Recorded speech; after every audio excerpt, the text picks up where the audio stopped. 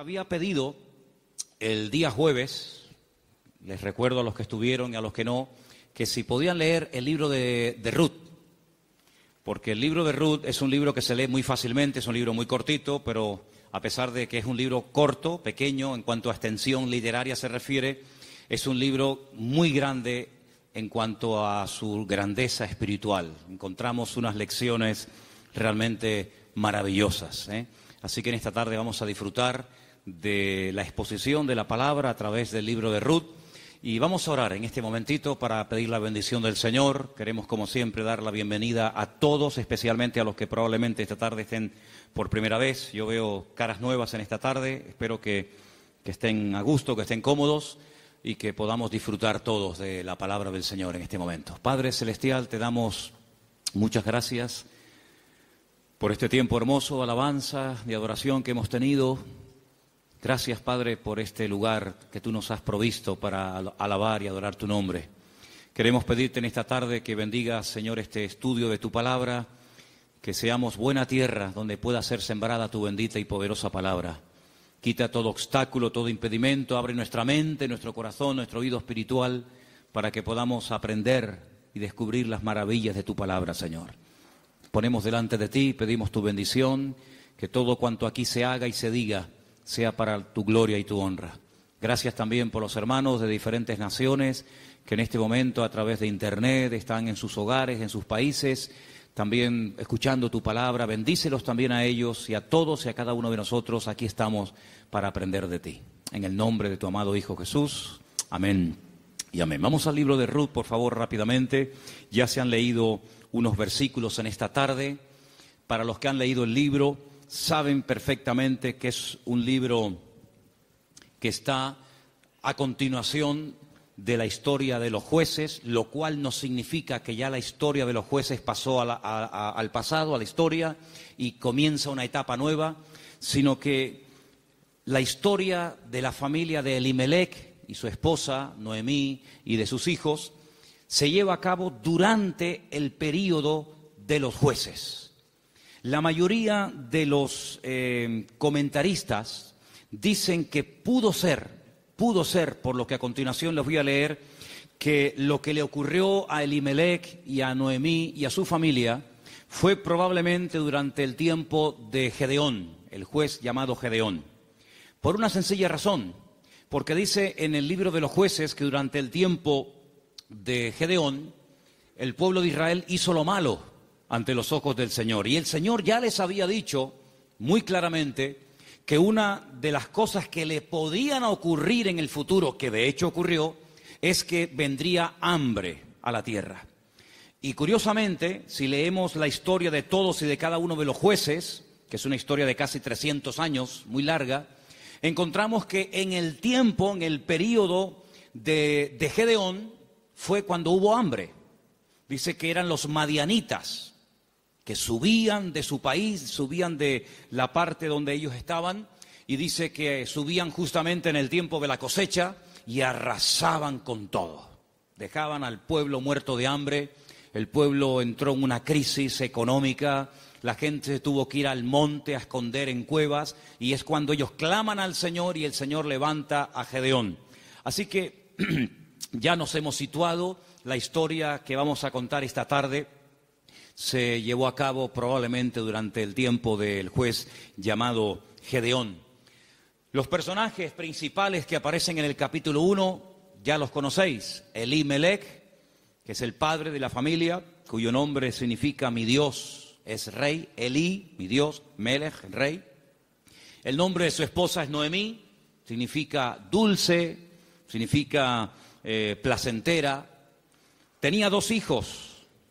El mayor se llamaba, como dice aquí, versículo 2 de Ruth capítulo 1, Malón y Kelión. Malón significa débil, enfermizo. Probablemente era un joven, un niño que desde pequeñito fue muy enfermito y los padres lo vieron así muy flaquito, muy raquítico y le pusieron este nombre que espero que no se le ocurra ponerle a ninguno de ustedes a sus hijos. ¿Cómo se llama el niño? Enfermito. Debilucho.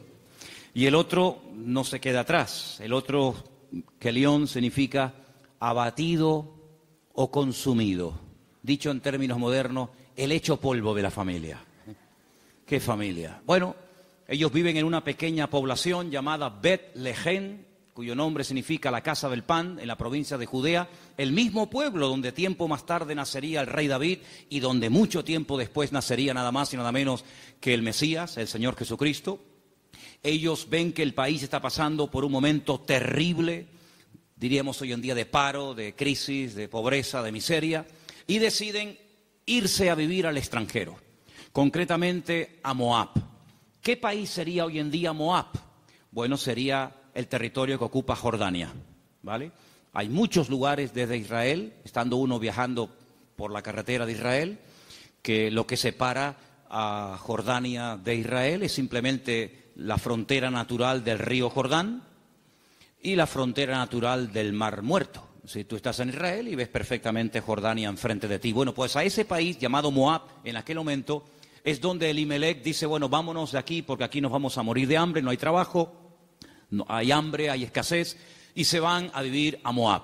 Los moabitas, como ustedes saben, es para situarnos un poquito, los moabitas eran descendientes de una de las hijas de Lot. Ustedes se acuerdan que cuando Sodoma y Gomorra fue destruida, las hijas de Lot pensaban que el único hombre que quedó vivo de toda la tierra era su padre. Y entonces ellas deciden emborrachar a su padre, mantienen relaciones con él, y de esa manera pues la raza humana no se extinguiría. Y entonces una queda embarazada, la mayor, su hijo lo llama Moab, de ahí vienen todos los moabitas, todos los que son hoy en día de Jordania, y también los amonitas, la otra hija. Eran idólatras, el dios principal que se adoraba en Moab era Quemos, una idolatría terrible, y a ese lugar, simplemente porque hay trabajo, y simplemente porque hay comida, sin importarle el ambiente espiritual donde va a meter a su familia, allí se va Elimelech, el aventurero, y claro, con el paso del tiempo, lo que pareció o empezó muy bonito, termina en una auténtica tragedia. La Biblia nos enseña que el padre muere, Elimelech muere, no sabemos de qué, Noemí quedó viuda, pero tenía 2 hijos. Y los hijos eran los responsables de cuidar de sus padres cuando estos eran mayores o quedaban viudos. Pero con tan mala suerte, dirían algunos, que sus 2 hijos, da a entender el texto que murieron los 2 en el mismo tiempo, el mayor y el menor. Los judíos entienden que esto fue una especie de castigo o de consecuencia de haber depositado su confianza en los campos de Moab en vez de en el Dios vivo. Y es que yo creo que problemas vamos a tener siempre durante toda la vida. Ahí no está la cuestión. La pregunta es, ¿cómo vamos a reaccionar los creyentes cuando tengamos problemas? Porque como reacciona la gente del mundo, ya lo sabemos.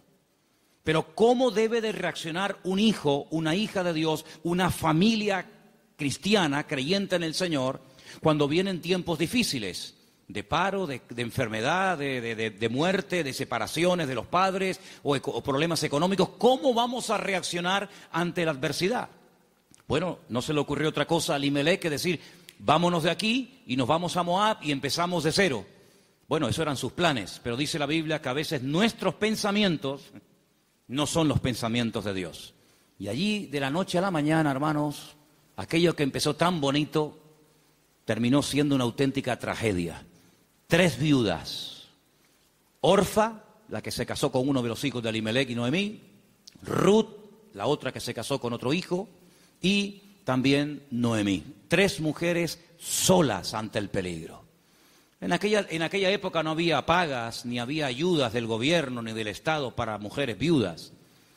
Ya el Señor en su palabra, como vamos a ver en esta tarde, había organizado un sistema para ayudar a los más necesitados, a los colectivos más desfavorecidos, como eran las viudas, los huérfanos, también, como no, los extranjeros. Vamos a verlo dentro de un momento. Pero Noemí decide regresar. Ahora, si ustedes han leído detenidamente el libro, se van a dar cuenta que lo más probable es que las propiedades, sobre todo las tierras que eran en su día de Elimelec, él las tuvo que vender o hipotecar para poder marcharse con su familia al extranjero. Eso es algo que ha hecho muchísima gente que han venido de otras naciones. Tal vez en esta tarde hay alguien aquí entre nosotros que dice, pues eso es lo que yo he tenido que hacer. He tenido que hipotecar mi casa o pedir un préstamo a un banco o vender un terreno que yo tenía en Bolivia, en Argentina, en Ecuador, en Brasil o donde fuera para poder venir a España, a Europa y empezar una vida nueva. Evidentemente eso lo tuvieron que hacer ellas, porque después vamos a ver que efectivamente eso fue lo que pasó. Así que ya no tienen propiedades, ya no tiene marido, ya no tiene hijos y ahora no solamente está viuda, sino que ahora ya tiene unos cuantos años encima. Y el presente y el futuro es realmente terrible, terrible. Las dos nueras le dicen, no te preocupes, nosotras vamos a ir contigo, te vamos a apoyar, te vamos a sustentar. Pero hay un momento en el que Noemí se vuelve y les dice las siguientes palabras. Estamos en Ruth capítulo 1. Noemí le dice en el versículo 8 a sus dos nueras, andad, volveos cada uno a la casa de su madre. Que el Señor haga con vosotros misericordia, como la habéis hecho con los muertos, sí, con vuestros maridos y conmigo. Que el Señor os conceda hallar descanso, cada uno en la casa de su marido.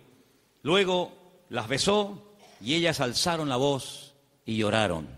Realmente la tristeza, el desánimo, la depresión, la angustia, el miedo, se había apoderado de estas tres pobres mujeres. Y ellas le dijeron, versículo 10, ciertamente nosotras, fijaros tan plural, nosotras iremos contigo a tu pueblo. Verso 11, Noemí les respondió y les dijo, volveos, hijas mías, ¿para qué habéis de ir conmigo? ¿Tengo yo más hijos en el vientre que puedan ser vuestros maridos? Volveos, hijas mías, e idos, porque yo ya soy vieja para tener marido. Y aunque dijese, esperanza tengo, y esta noche estuviese con marido, y aún diese a luz hijos, ¿habíais vosotras de esperarlos hasta que fuesen grandes? ¿Habéis de quedaros sin casar por amor a ellos? No, hijas mías, que mayor amargura tengo yo que vosotras, pues la mano del Señor ha salido contra mí. Ellas alzaron su voz otra vez, lloraron, y Orfa besó a su suegra, mas Ruth se quedó con ellas. Ay, amigo, ya se produce una ruptura. Ya no son las tres las que están como una piña. Al fin y al cabo las tres tienen un denominador común. Son viudas, tan solas en la vida. Sino que ahora dice la Biblia que una de ellas, Orfa, cuyo nombre significa terca o testaruda, toma una decisión. Y entonces la decisión que toma es volver a la casa de su familia. Noemí le dijo, he aquí tu cuñada se ha vuelto a tu pueblo y a sus dioses, vuélvete tú tras ella. A mí me llama la atención que la Biblia destaca no solamente el hecho de que ella vuelve a su familia, lo cual en cierto sentido es lógico, ¿verdad? Y normal, sino que añade algo que es muy significativo. Dice, ella se ha vuelto a su casa, a la familia de sus padres y a sus dioses. Yo dije al principio en la introducción que en Moab no se adoraba al Dios de Abraham, de Isaac y de Jacob. No era el Dios vivo al que se adoraba. Eran idólatras. Adoraban como Dios principal a Quemos, seguramente a otros más, a Baal, a Astarot, y sabe Dios a quién más. Por lo tanto, cuando ella se va a la casa de su familia, vuelve otra vez a practicar y adorar los dioses que probablemente, no tenemos 100% de seguridad para asegurar esto, ella había dejado de adorar durante el tiempo que estuvo casada con uno de los hijos de Noemí. Ella vuelve otra vez atrás y vuelve otra vez, permítame la expresión, es una expresión bíblica, vuelve otra vez al vómito. Y a mí me hace recordar la historia de Orfa. No voy a hablar mucho de ella, pero sí quisiera destacar que, ¿saben a quién me recuerda Orfa? Cuando estaba preparando todo esto para el día de hoy compartir con ustedes, me venía a la cabeza el joven rico. ¿Os acordáis de la historia del joven rico?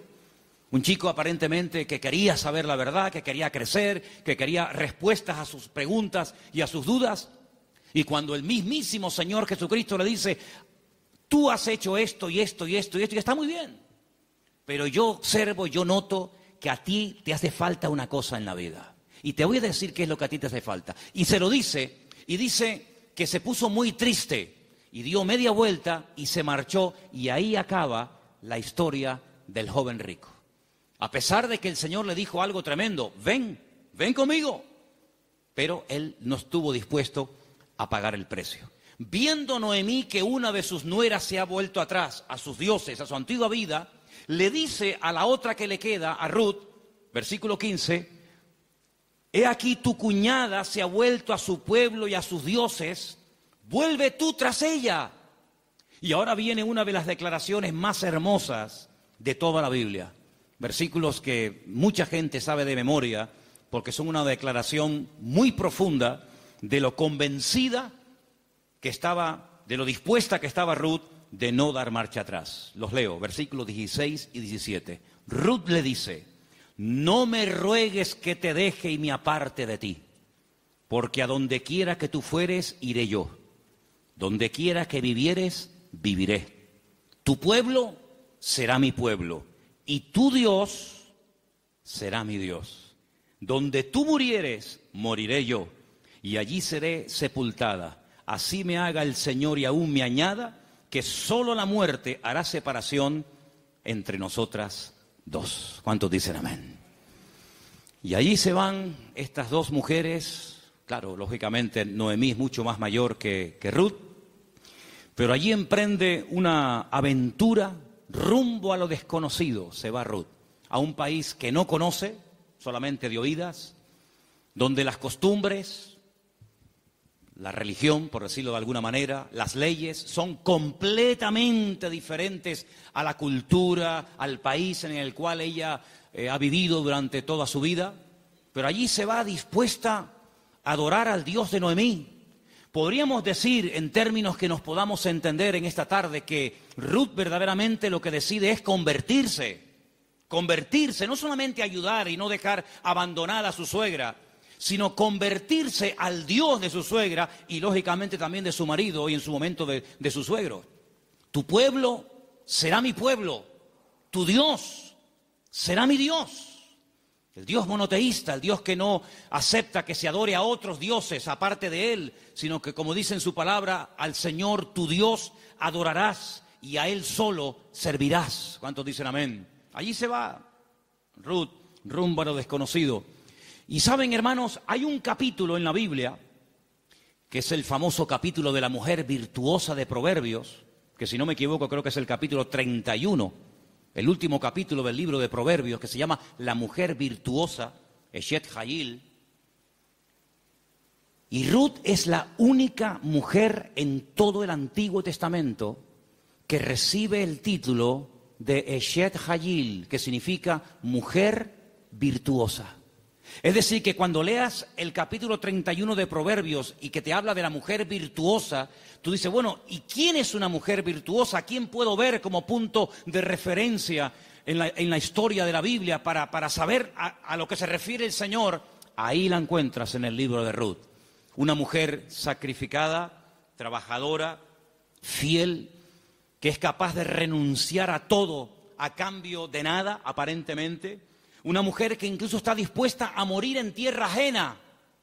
Y fíjate que me llamó la atención que José, que estaba muriendo fuera de su tierra, estaba muriendo en Egipto, antes de morir dice que él dio orden de que, como él sabía y anticipa proféticamente la liberación de la esclavitud de Egipto, él da orden para que sus huesos se los lleven con ellos cuando salgan milagrosamente de Egipto. Y dice la Biblia que lo hicieron así, y durante 40 años, hermanos, los israelitas estuvieron dando vueltas y vueltas en el desierto, cargando los huesos de José hasta que llegan a Canaán y logran darle una digna sepultura. Sin embargo, Ruth no dice, cuando yo muera, por favor, lleven mi cuerpo, lleven mis huesos a Moab, sino que ella dice, donde a ti te entierren, que me entierren a mí ahí también al lado tuyo.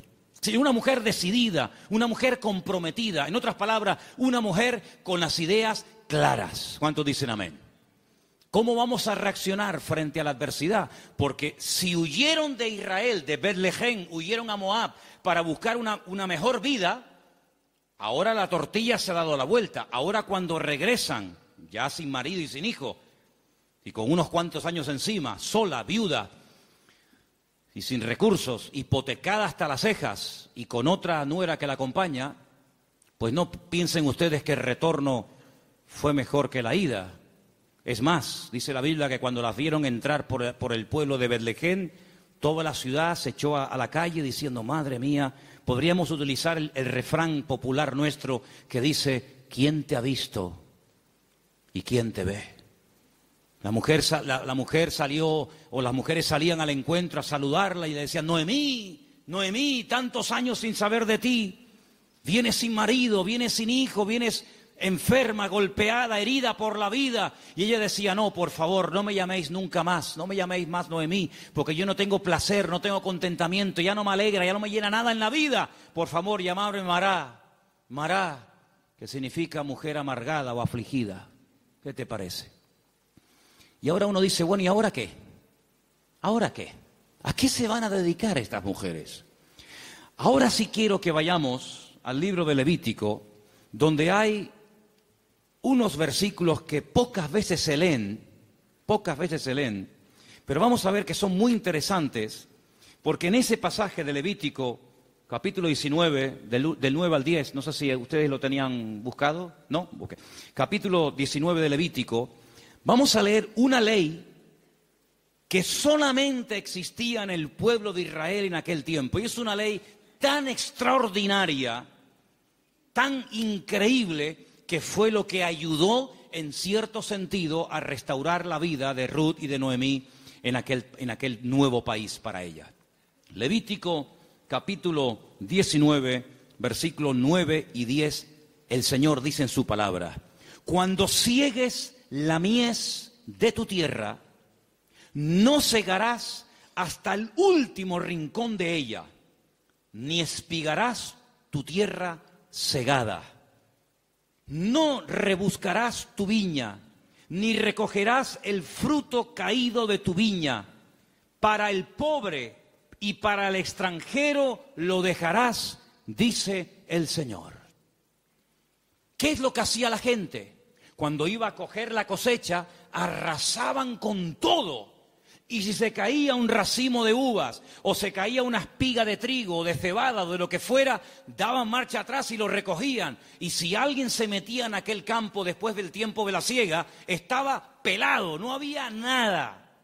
Sin embargo, el Señor dice, ustedes van a ser diferentes. Esto es una ley donde el Señor muestra su amor y su compasión por el pobre, por el huérfano, por la viuda, por el extranjero, por el que no tiene prácticamente ningún recurso para buscarse la vida, como el caso de Ruth y de Noemí. Ustedes cuando vayan a segar, no sean avariciosos, no quieran acapararlo todo. Oye, si se cae una espiga, déjala. Si hay un rinconcito que no quieres, digamos, cosecharlo, meter la hoz, déjalo ahí en un rinconcito, para que cuando ustedes terminen, pues puedan entrar los que no tienen tierra, los que no tienen trabajo, las viudas, los extranjeros, los pobres, los huérfanos, y puedan de alguna manera conseguir algo para llevarse a la boca. Y eso es lo que utiliza Ruth. Como ella sabe, evidentemente por los labios y por la influencia buena de Noemí sobre ella, le dice, vete a espigar, vete hoy a buscar la vida. Noemí, ¿a dónde va a ir la pobre? Si la pobre ya está vieja, está enferma, está cansada, está desanimada, pero allí se va Ruth. Y si ustedes han leído el libro, dice que se va antes de la salida del sol y cuando llega la noche aún está espigando en el campo. Es increíble. Ella podía haber recogido menos, pero ella está recogiendo para ella y también para su suegra Noemí. Y hay un momento en el que la invitan a comer. El dueño del terreno, un tal Booz, del cual hablaremos ahora, dice, ¿esta mujer quién es? Dice, esta es la nuera de Noemí, lleva todo el día trabajando. Dice, denle de beber agua. Y cuando llega la hora del almuerzo, cuando llega la hora de la comida, la Biblia dice que la invitan a comer. Y ella dice que comió hasta saciarse, pero hay un momento en el que le sobra comida, y en vez de tirarla a la basura, como la mayoría de la gente hace cuando le sobra comida, dice que ella la guarda. Y cuando llega a la noche a la casa de Noemí, dice que le enseña un efa. Un efa son 35 kilos. en este caso de cebada, y dice, mira, esto es lo que yo hoy he espigado, después lo he tenido que desgranar para hacer la harina, y no solamente eso, sino que te traigo la comida que me sobró al mediodía, te la traigo para que tú comas. Cuando le pregunta a la suegra, ¿en qué campo tú has estado hoy? ¿Dónde has trabajado? Y le dice, he trabajado en el campo de un tal Booz y me ha tratado muy bien. Le ha dado orden a sus criados, a los jornaleros, de que no se metan conmigo, de que no se rían de mí, de que me traten bien, de que no me hagan pasar vergüenza. Y le dice Noemí, pues si en ese lugar te ha ido bien, sigue ahí. Eso me llama mucho la atención. Dice, no cambies de campo. Si en un sitio te ha ido bien, ¿para qué ir a otro sitio? Ayer estábamos en el sur y hablando con un señor venezolano que ha montado un negocio, me dijo una frase que yo en mi vida había oído y nos gustó mucho y nos impactó. Y dijo, nunca vuelvas al lugar donde un día fuiste feliz. Porque si vuelves a un lugar hace años donde fuiste feliz, nunca más volverás a experimentar la felicidad que añoras. Oye, me impactó aquello. Y me vino a la cabeza el texto que dice, nunca digas que los tiempos pasados fueron mejor que el tiempo presente. Dice, porque no hablarás con sabiduría. Pero Noemí se da cuenta de que hay un hombre que se llama Booz y resulta que se da cuenta la viuda Noemí de que ese tal Booz, cuyo nombre significa mi fortaleza, resulta que es Goel. Ahora hablaremos de esta palabra que es una palabra de vital importancia en la Biblia. Aprendan de esa palabra. Viene del verbo Gaal. El verbo Gaal en hebreo significa libertar. Goel es la palabra que se traduce al castellano por la palabra redentor. Ahora vamos a ver lo importante que era la figura del Goel, porque en cierto sentido vamos a ver que Booz es un tipo de Cristo. Fíjense qué importancia tiene esto. Resulta que había una ley, que vamos a leerla, hemos leído la ley de la siembra, de dejar trozos para los pobres, para las viudas, pero en Deuteronomio capítulo 25 hay una ley muy, muy interesante que yo no sé, si la tuviéramos que poner en práctica nosotros hoy en día, si estaríamos dispuestos a cumplir con esto. Yo no sé, pero es muy interesante, no sé si alguna vez la has escuchado. Dice así, Deuteronomio capítulo 25, del versículo 5 en adelante. Dice así la palabra, escucha. Cuando hermanos, varones, habitaren juntos y muriere uno de ellos, como el caso de Malón y Kelión, que eran hermanos que vivían juntos, si muere uno de ellos y no tuviere hijos, la mujer del muerto no se casará con hombre extraño. Su cuñado se llegará a ella y la tomará por mujer y hará con ella parentesco. Y el primogénito que ella diere a luz sucederá en el nombre de su hermano muerto, para que el nombre de éste no sea borrado de Israel.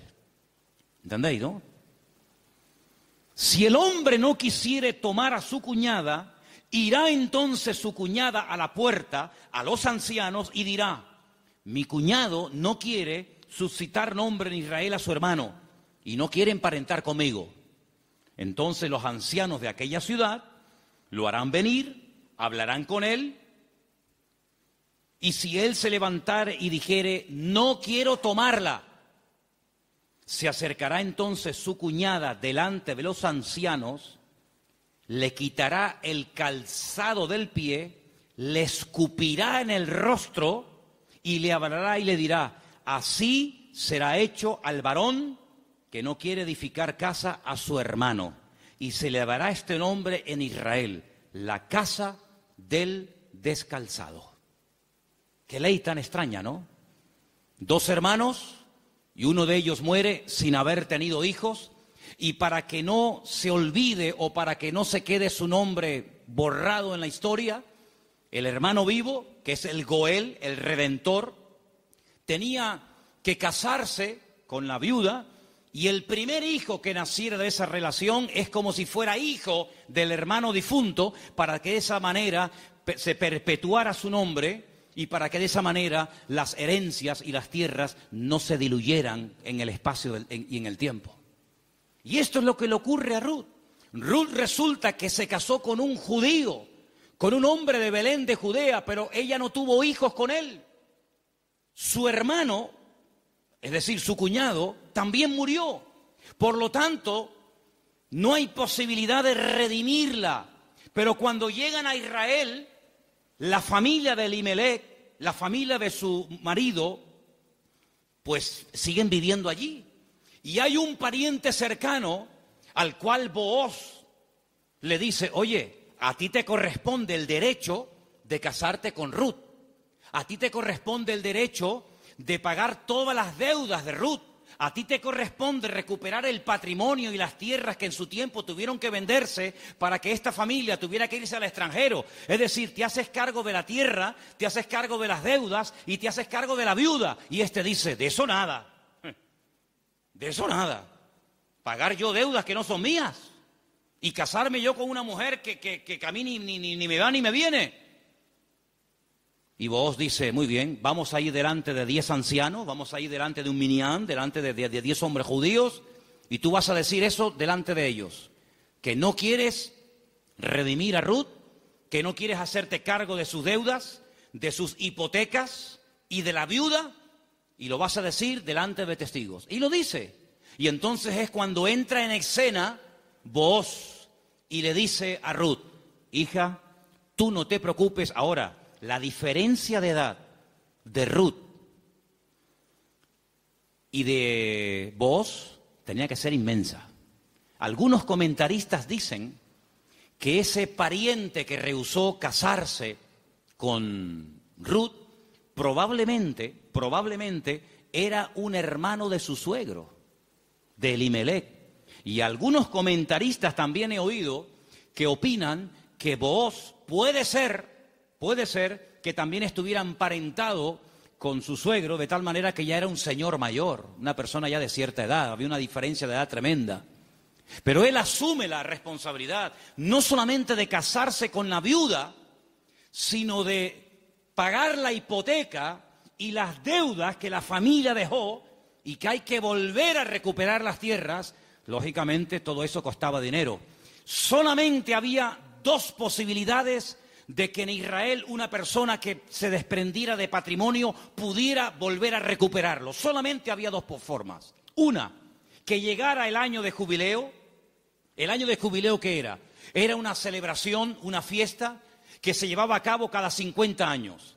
A los 50 años las deudas quedaban anuladas. De ahí viene una parte del famoso Padre Nuestro. Padre Nuestro, perdona nuestras deudas, como nosotros también perdonamos a nuestros deudores.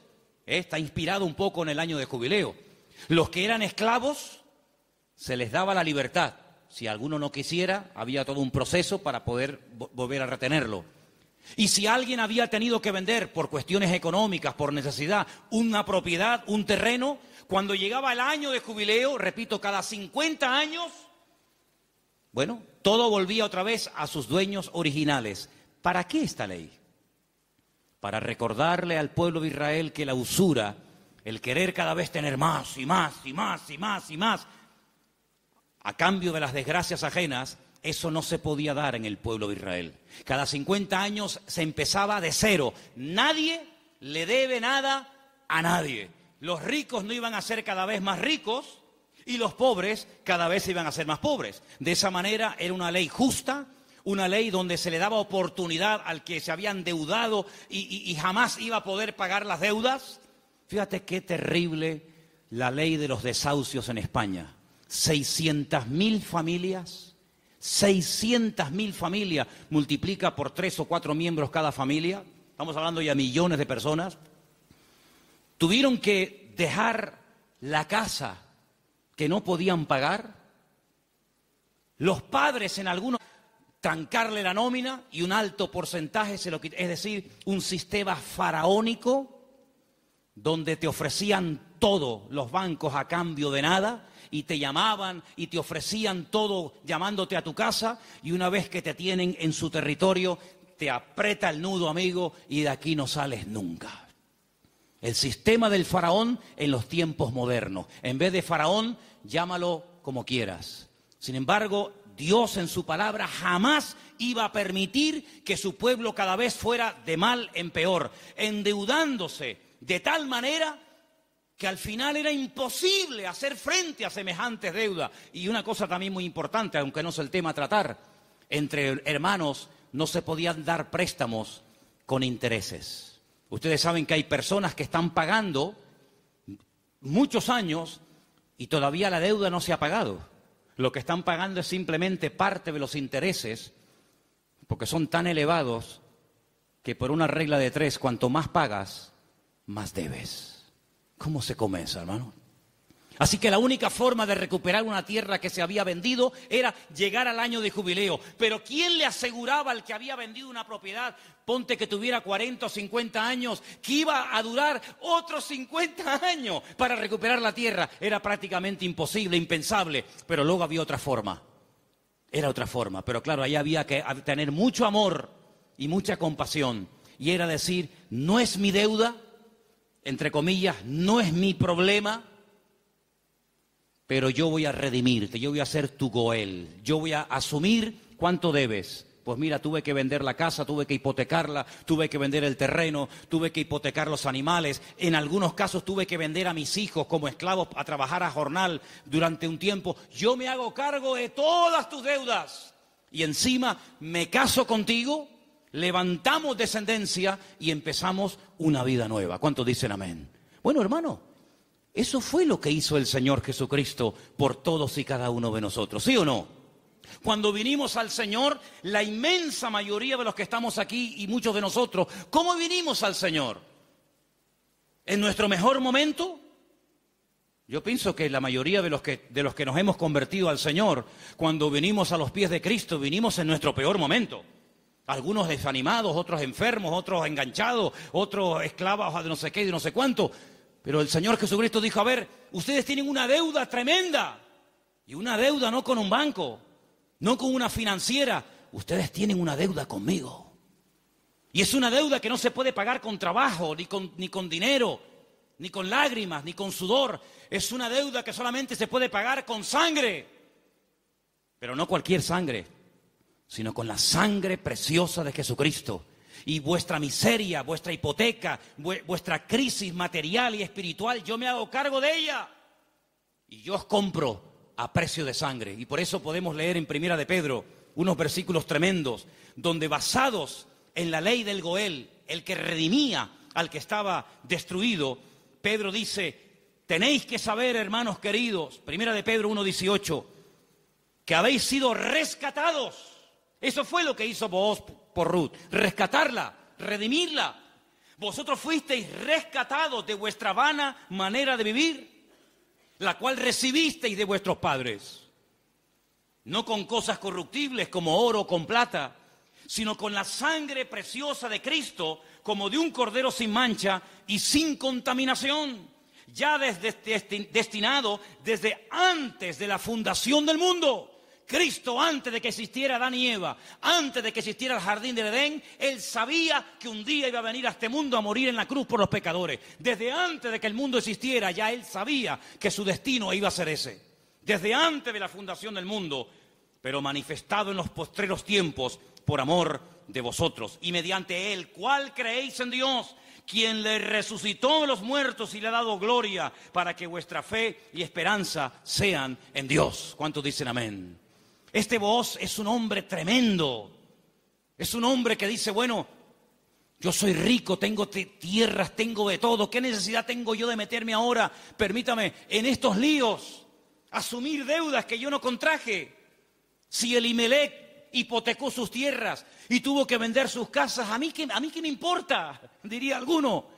Y si tuvo que irse al extranjero a buscarse la vida, y si allí murió él y sus hijos, y ahora hay una serie de mujeres que están las pobrecitas sin nada en la vida, ¿yo qué tengo que ver con todo esto? Pero Booz no es un hombre frío, insensible. Booz es un hijo de Dios. Y los hijos de Dios tenemos corazón, no solamente cabeza. ¿Cuántos dicen amén?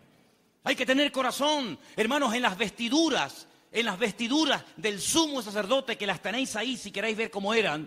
El sumo sacerdote llevaba en su pecho los nombres de las familias de Israel, las tribus de Israel, Judá, Benjamín, Zabulón. Y el sumo sacerdote decía, pero si yo no soy de la tribu de Judá, ¿yo para qué tengo que llevar el nombre de una familia que no es la mía?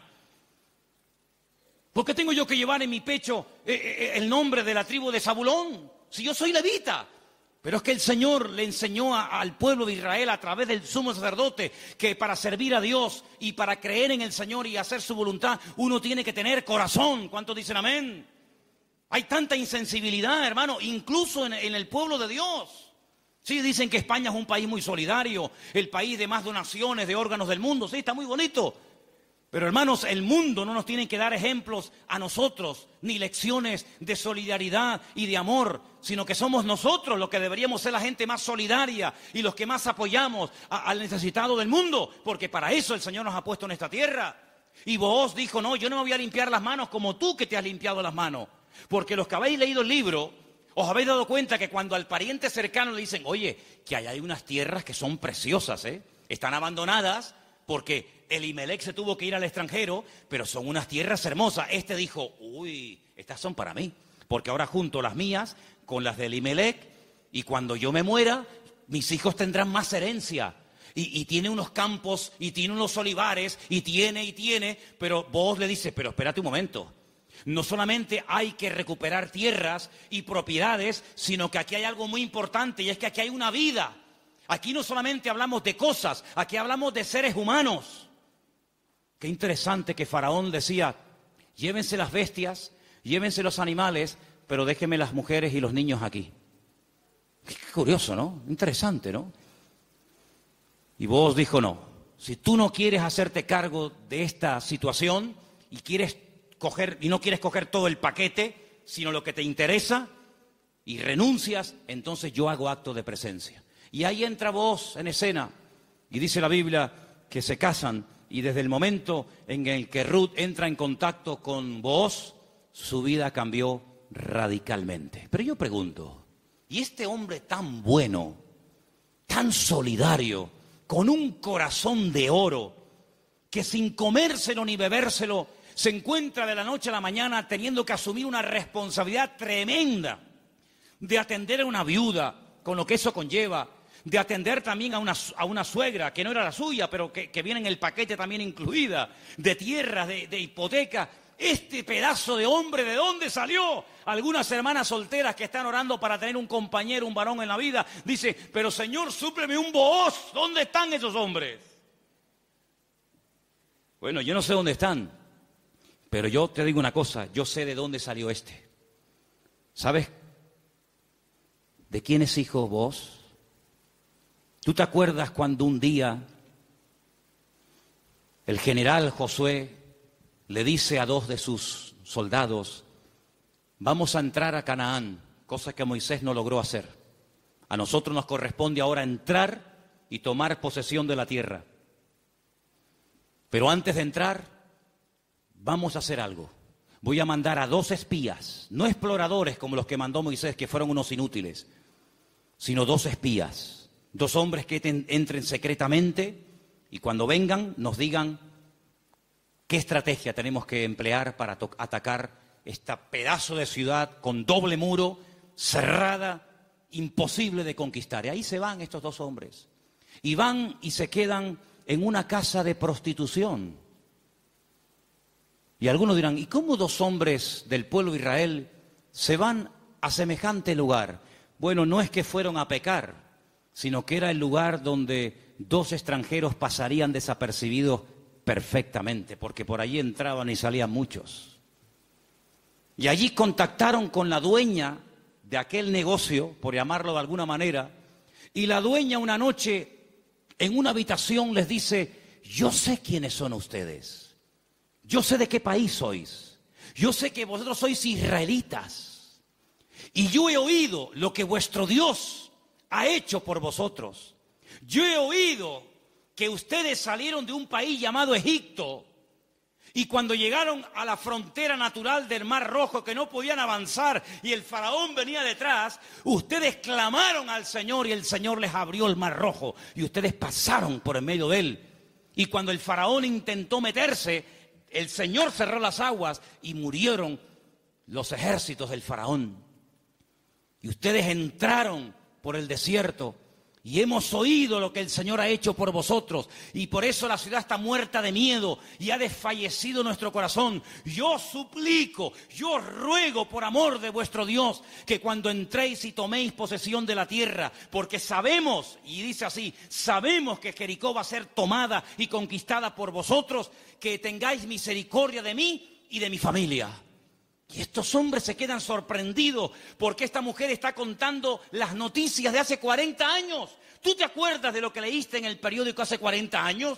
Bueno, algunos dirán, pero si yo no tengo más que 25. ¿Pero alguien se acuerda aquí de lo que leyó en un periódico hace 40 años? Ella lo tenía fresco en su mente. Vienen a por nosotros, nuestros días están contados. Esta tierra no nos pertenece. Vienen los hijos de Dios. Viene el Dios de Abraham, de Isaac y de Jacob. Tengo que tomar medidas preventivas. Tengo que salvar mi vida y la de mi familia. Y los espías le dicen, vamos a hacer algo. Si tú no te chivas, si tú no dices que hemos estado aquí, si tú no vas ahora con el cuento al capitán de la guardia o al rey de Jericó, sino que tú mantienes el secreto. Y el día que nosotros entremos en la ciudad, tú estás dentro de la casa con toda la familia que quiere ser salva, nosotros te protegeremos a ti y a toda tu familia. Y como va a ser esto algo tremendo, porque aquí va a haber una conmoción, un terremoto, esto va a ser un cataclismo terrible, y una ciudad tan enorme, para saber diferenciarla de tantas casas, coge este trapo de color rojo, lo amarras ahí por fuera de la ventana. Yo le diré a los soldados cuando entren a tomar posesión de Jericó, que donde hay un trapo rojo colgado ahí en la ventana, ahí no entren, que esa es la casa de Rahab, la ramera. Y dice la Biblia que ella vivía entre un trozo del muro y el otro, entre muro y muro. Toda la ciudad cayó. No cayeron los muros de Jericó, hermano, ¿sí o no? Cayeron los muros de Jericó, pero la casa de Rahab no cayó. Pero no estaba en el muro. Pero el que confía en el Señor verá cómo caen a su lado 1000 y 10.000 a su día. Mas a ti no llegará, dice la Biblia. Toda la ciudad cayó, hermano, como añicos. Pero la casa de Rahab se quedó ahí. Y ella se va a vivir con su familia al pueblo de Israel. Y se casa, dice la tradición, con uno de aquellos espías que se llamaba Salmón. No es que se casó con un pescado. Se casó con un señor que se llamaba Salmón. Y queda embarazada. Y cuando da luz, nace nada más y nada menos que un hijo que le pusieron Booz. Ay, amigo, así que Booz era el hijo de Rahab, la de Jericó. Sí, amigo. ¿Qué te parece? ¿Cómo una persona puede cambiar la vida cuando pone su mirada y su confianza en las manos del Señor? De ser una mujer como era en Jericó, a lo que llegó a ser cuando lees el árbol genealógico, los antepasados de Cristo, en Mateo capítulo 1, te encuentras que en el árbol genealógico de nuestro Señor Jesucristo aparece nada más y nada menos que Rahab, aquella mujer salvada milagrosamente de la destrucción de la ciudad de Jericó. Es que en el libro de Ruth hay algo que predomina, hay un hilo conductor que lo encuentras por todas partes, y es que nuestro Dios es un Dios que es un especialista en restaurar vidas destrozadas. ¿Cuántos dicen amén? No solamente es un Dios que echa fuera demonios y un Señor que levanta al caído y un Dios que sana a los enfermos y que salva a los pecadores, sino que es un Dios que le encanta restaurar vidas destrozadas, y cuanto más difícil, mejor lo hace. ¿Cuántos dicen amén? Dile al que está a tu lado, nuestro Dios es un Dios que restaura las vidas. ¡Aleluya! Nuestro Dios restaura las vidas. ¡Aleluya! Vos, el Goel, el Redentor, asume sus responsabilidades, sabe que el primer hijo va a ser considerado no como suyo, sino como hijo del difunto, del marido de Ruth, pero no le importa, porque él no se quiere llevar la gloria en ningún momento, sino que él quiere hacer la voluntad del Señor, aunque el precio a pagar sea ese. Y por querer preservar el nombre, la memoria, el recuerdo del primer marido de Ruth, este hombre pasa a la historia por ser un gran hombre de Dios. ¿Te das cuenta? Lo que uno siembra es lo que uno cosecha. ¿Cuántos dicen amén? Ahora, no solamente el Goel, el Redentor, era el responsable de pagar las deudas del difunto y recuperar las tierras y casarse con la viuda, sino que hay un elemento que quiero mencionarlo de pasada, no aparece en el libro de Ruth, pero lo quiero comentar, y es que era el responsable de vengar la sangre, era el vengador de la sangre. Es decir, si por ejemplo al marido de Ruth lo hubieran matado, en vez de morir de una enfermedad, como aparentemente parece que murió, lo hubieran matado, Booz tenía la obligación de vengar la sangre del marido de Ruth. Era el que vengaba la sangre derramada inocentemente por cualquier persona. Pero eso no lo quiero tocar, pero también entra dentro de la responsabilidad del Goel. Ahora, hay 3 versículos que vamos a leer en esta tarde que son muy bonitos y muy interesantes, y por favor presten atención. Salmo 119, 154. Defiende mi causa y redímeme, vivifícame con tu palabra. Vuélvelo a leer otra vez, por favor. Defiende mi causa y redímeme, vivifícame con tu palabra. La figura del Redentor, la figura del Goel, estaba tan impregnada en la cultura judía, en la cultura bíblica, que los salmistas, los que escriben salmos y otras porciones de la Biblia, conociendo la importancia de este personaje tan trascendental para poder restaurar vidas destruidas, se inspiran en esa figura, y entonces el salmista, que seguramente es el autor del Salmo 119, el rey David, dice: redímeme, sé tú mi Goel. Fíjate qué importante era la figura del Goel en aquellos tiempos. Proverbios 23:11, por favor. Porque el defensor de ellos es el fuerte, el cual juzgará la causa de ellos contra ti. Ahí está, el Señor haciendo las veces del fuerte, del protector, del que cuida, del que redime, del que ayuda a levantar al que ha tropezado y caído. Realmente es algo realmente extraordinario. Y el último texto, Isaías 41:14. No temas, gusano de Jacob, oh vosotros los pocos de Israel, yo soy tu socorro, dice Jehová, el Santo de Israel es tu Redentor. Amén, el Santo de Israel es tu Goel, es tu Redentor. Él es el que se va a encargar. Ahora, hermano, déjeme que les diga algo. El Goel, el Redentor, ¿de qué se hacía cargo? ¿Solamente de la viuda? ¿Solamente de las deudas? Se hacía cargo de todo. El primero renunció porque quería parte de la tierra, pero no quería asumir la responsabilidad de casarse con la viuda. Booz dice: no, todo o nada. Las deudas, las hipotecas, lo que se perdió, y también de la viuda. Y hermanos, el Señor Jesucristo, cuando ha venido a nuestra vida, ¿de qué se ha hecho cargo? ¿De perdonar solamente nuestros pecados? Bueno, gloria a Dios, si solamente hubiera hecho eso el Señor, perdonar nuestros pecados y prometernos la vida eterna, bueno, gloria a Dios.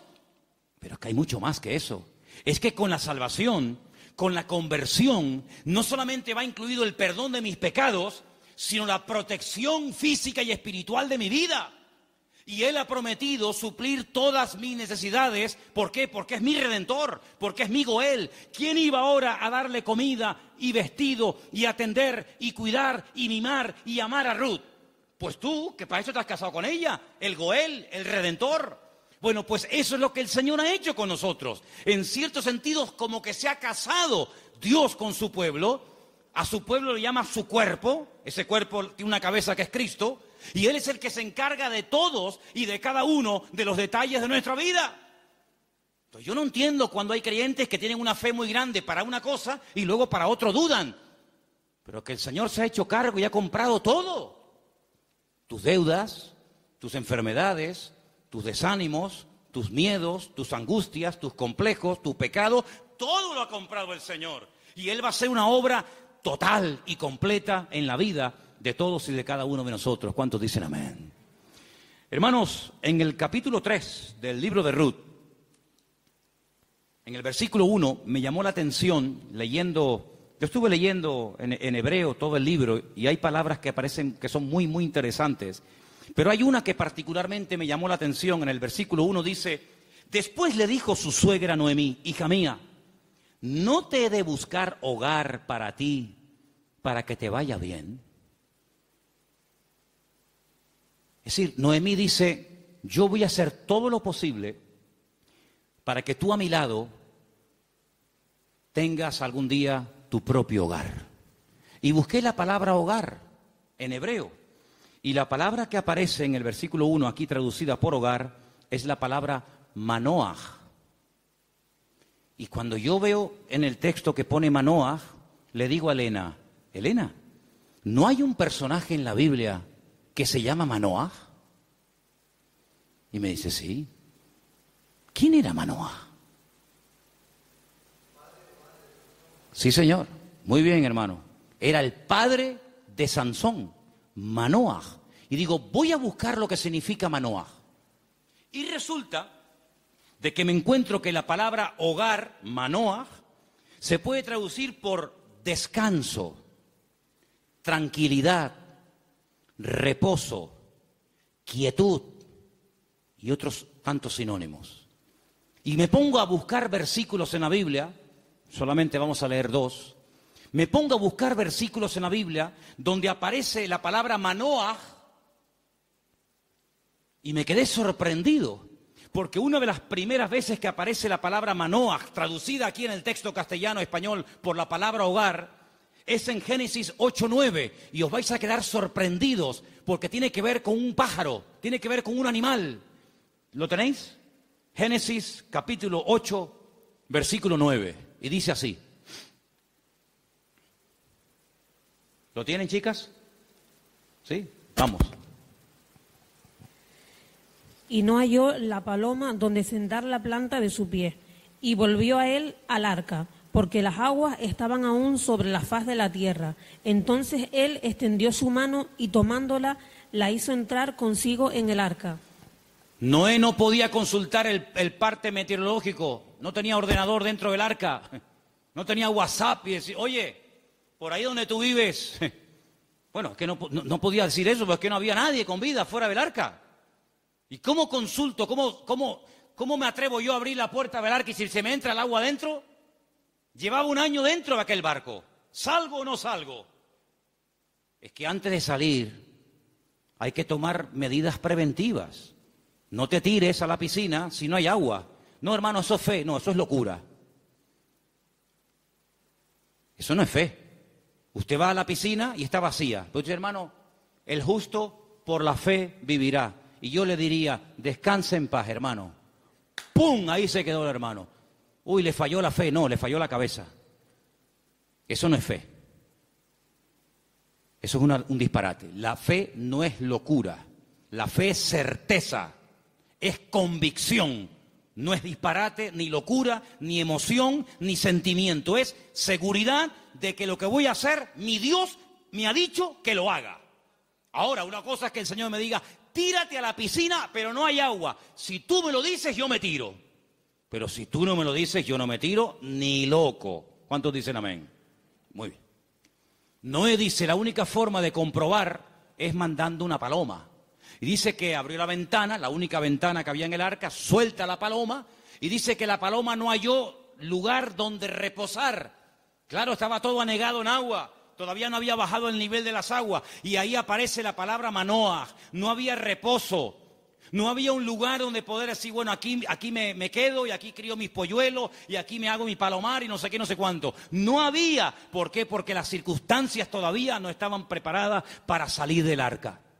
Y otro versículo muy conocido, que ustedes se lo saben de memoria, donde aparece la palabra Manoah, es en el Salmo 23, versículo 2. Leamos si queréis el 1 y el 2.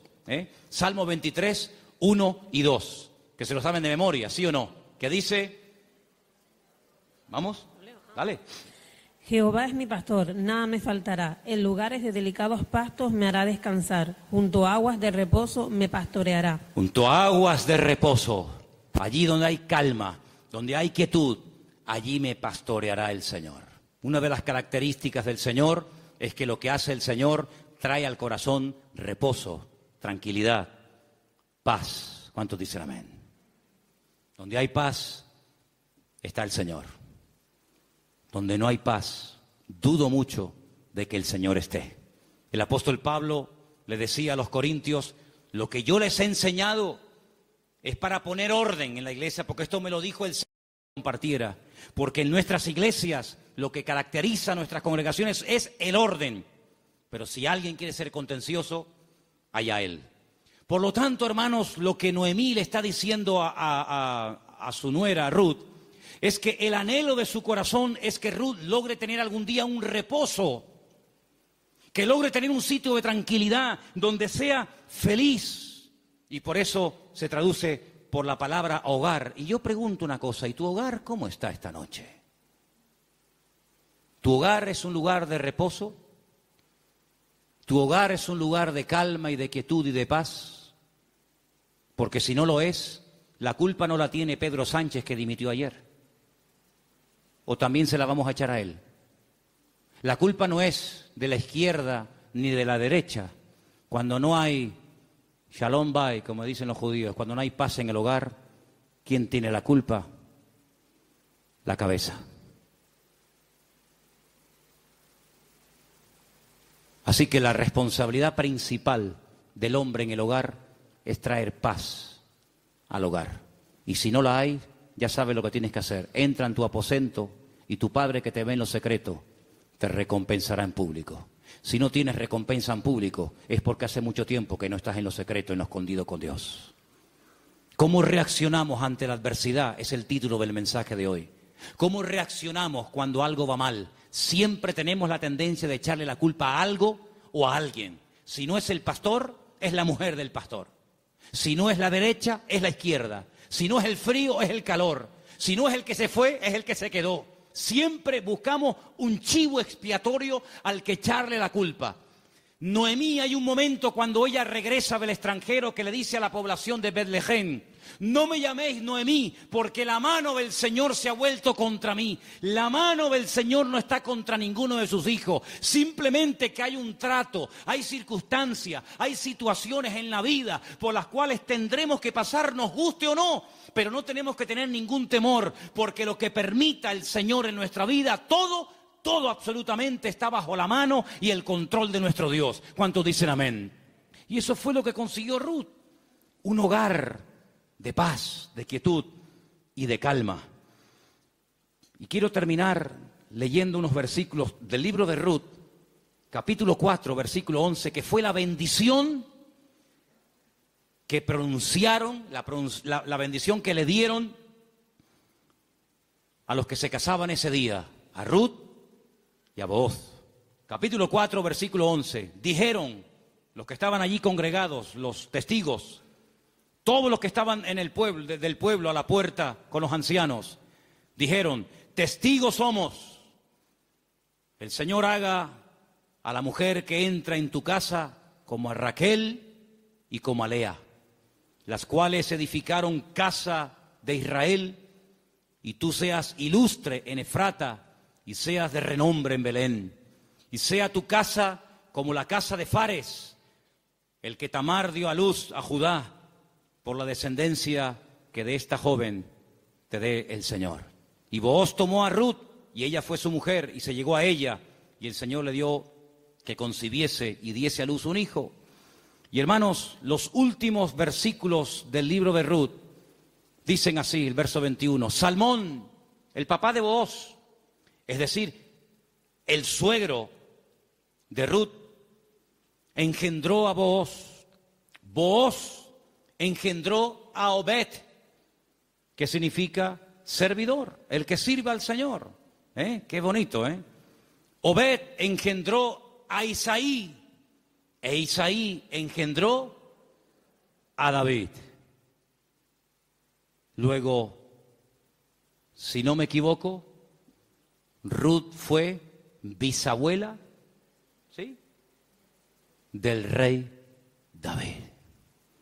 ¡Qué cambio, hermanos! ¡Qué cambio! ¿Cómo empieza el libro? Una familia destruida, una familia que no sabe a dónde disparar, que no sabe a dónde irse. Miseria, hambre, he tenido que hipotecar la casa, he tenido que vender los terrenos, sin nada. a la aventura, ¡ala! Nos vamos a Moab. Y sin tener en cuenta que el Señor prohibía categóricamente la unión entre el pueblo de Israel y otras razas, resulta que sus hijos, hombre, claro, ¿con quién se casaron Kelión y Maleón? ¿Con quién se casaron los hijos de Noemí y los hijos de Elimelech? ¿Con quién? Pues con mujeres del país donde fueron a vivir. Sí, ese es el futuro que le vas a dar a tus hijos. Si con la cosa de darle un mejor futuro material, has traído la ruina espiritual a tu casa. Claro, ya sabemos que Dios toma lo destruido, lo roto, lo que no es, para hacer maravillas. Pero ¿para qué te vas tú a Moab? ¿Te vas a meter en la boca del lobo? No, es que ya hay trabajo. ¿Y tus hijos? ¿De quién se van a enamorar? ¿Con quién se van a casar? Con mujeres idólatras. La primera responsabilidad de un padre en una casa con sus hijos, más que darle estudios y una buena carrera, es darle un futuro espiritual a sus hijos. Y Moab, dicho sea de paso, no era el mejor lugar para llevar a una familia a vivir. Prueba de ello que mira cómo terminaron. Muertos todos. Todos terminaron muertos, del padre hasta el hijo mayor y hasta el hijo menor. Gloria a Dios que por ahí aparece la misericordia del Señor y que a través de Booz la familia vuelve a remontar vuelo y vuelve a recuperar el ánimo y la esperanza. Pero hermanos, no es tiempo de experimentos. No es tiempo de será por aquí, será por allá, será esto. Vamos a descubrir los principios establecidos por el Señor en su palabra. La vida de un cristiano no es un laboratorio donde hacemos experimentos. Será esta, será aquella, será fulano, será mengano. Vamos a orar seriamente al Señor. Encomienda al Señor tu camino. Confía en Él y Él hará. Aleluya. Y no te impacientes por motivo del que prospera en su camino, porque pronto serán cortados y como la hierba verde se secarán, dice la palabra. En otras palabras, aprendamos a esperar en Dios. Mira, consiguió más, mucho más, en poco tiempo Ruth y Noemí, en la tierra donde el Señor estaba, que todos los años que Elimelech se pegó en el extranjero, que no le sirvieron absolutamente para nada. La respuesta no estaba en Moab, la respuesta estaba en Belén, más cerca de ellos de lo que se imaginaban. Y yo solamente quiero decirte algo. ¿De dónde viene el Señor Jesucristo? Los antepasados de Cristo, ¿quiénes son? ¿No son Obed? ¿No es Booz? ¿No es Rahab? ¿No es Ruth? ¿No es el rey David? ¿No es la tribu de Judá? ¡Claro que lo es! Luego, fíjate tú cuando una persona hace, como dice la Escritura, las cosas decentemente y con orden, las bendiciones que a corto y a largo plazo pueden llover y caerle a la vida de esa persona. Por lo tanto, hermano, no te precipites. Espera en el Señor, porque el libro de Ruth es muy pequeñito, 4 capítulos, pero es tan grande en lecciones. Y sobre todo, júntate con el que te puede edificar, pégate como una lapa. Ustedes saben lo que es una lapa, ¿verdad? Pégate como una lapa a la persona que te puede bendecir. Le dice, y termino, Noemí a Ruth, no te separes de vos. Esta noche quiero explicar esto porque puede ser que algunos lo leyeron y dijeron, pero ¿qué le estaba proponiendo la suegra? Dice, esta noche vístete bien, úngete, ponte tus mejores vestidos, lávate, averigua dónde está durmiendo Booz, en la era, tú vete a la era. Cuando él esté dormido, tú te pones a sus pies. Y uno está diciendo, pero bueno, ¿qué le está proponiendo Noemí? Era la forma de la época de recordarle al Goel, oye, hey, que estoy aquí, por si no te has dado cuenta. Dice que ella se acurruca a los pies de Booz y a medianoche, cuando seguramente Booz toca el cuerpo de Ruth, se asusta y dice, ¿pero tú quién eres? No le pudo encender la luz, era todo oscuro y dice, yo soy Ruth la Moabita. Te recuerdo que tú eres el Goel, extiéndeme tu manto. Y entonces ahí es donde él se da cuenta de que en la vida no solamente es tener tierras y criados, sino que hay una responsabilidad muy cerca de ti, la cual tienes que asumir. Y entonces, hermanos, cuando Noemí se entera de todo esto, le dice, tú confía porque este hombre no dejará pasar mucho tiempo hasta que arregle este asunto. ¿No lo habéis leído en el libro esta semana? Tú ahora confía, tú ya has hecho tu parte. Claro, tú no puedes ir sucia a la presencia de Booz. Cuando tú vas a presentarte ante la presencia del Señor, tienes que lavarte. Lo que hacía el sumo sacerdote, lavarse afuera en el lavacro, las manos, los pies, el cuerpo, para luego entrar a la presencia del Señor. Tú haces exactamente lo mismo que hacía el sacerdote, pero tú lávate. ¿Por qué? Porque si tú vas oliendo mal y quieres conquistar y quieres llamar la atención a Booz, sí, se la vas a llamar, pero se la vas a llamar mal. Vas a decir, oye Ruth, ¿no te podrías lavar un poquito, por favor? Vístete bien, arréglate. Haz tu parte y tú tranquila, tú ya has hecho lo tuyo. Yo te aseguro de que este hombre no dejará pasar mucho tiempo hasta que este tema sea solucionado. Hermanos, si esa era la confianza que tenía Noemí en Booz, al ser un hombre de Dios, que al percatarse, al estar informado de una situación que solamente él podía solucionar, ¿cuánto más nuestro Padre Celestial nos dará las cosas que nosotros pedimos y pedimos con fe si sabemos esperar en Él? No dejará pasar mucho tiempo el Señor hasta decir, yo asumo mis responsabilidades y mi responsabilidad es ser tu pastor, proveer tus necesidades, cuidarte y protegerte todos los días de tu vida.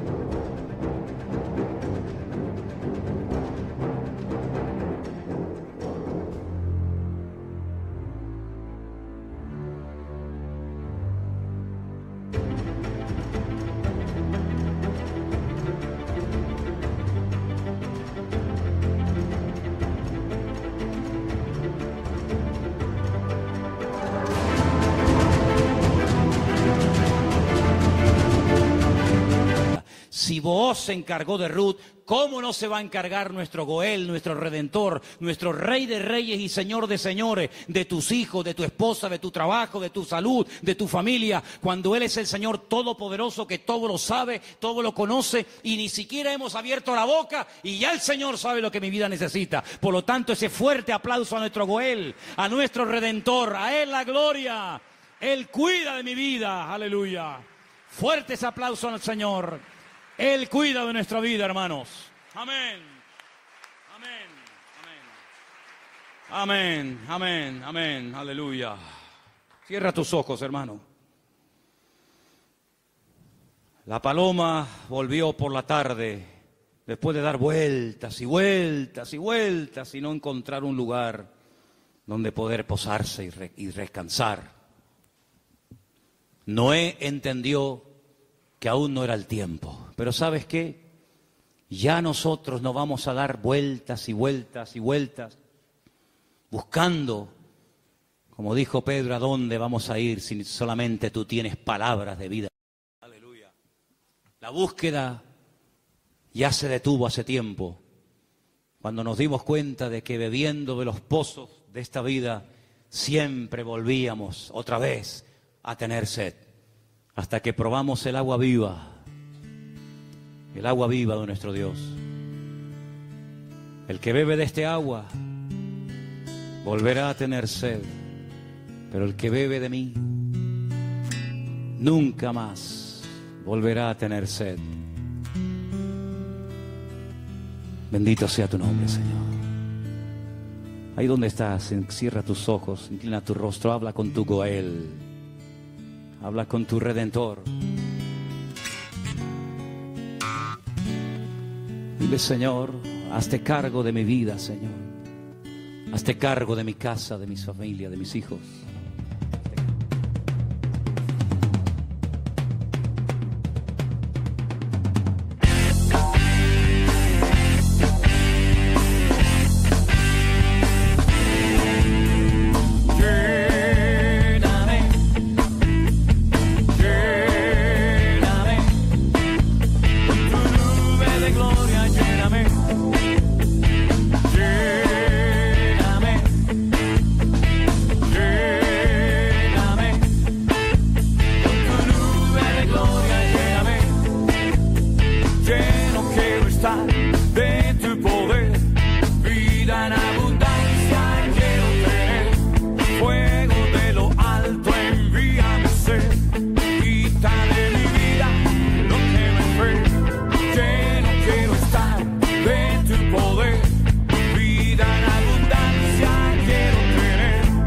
fuego.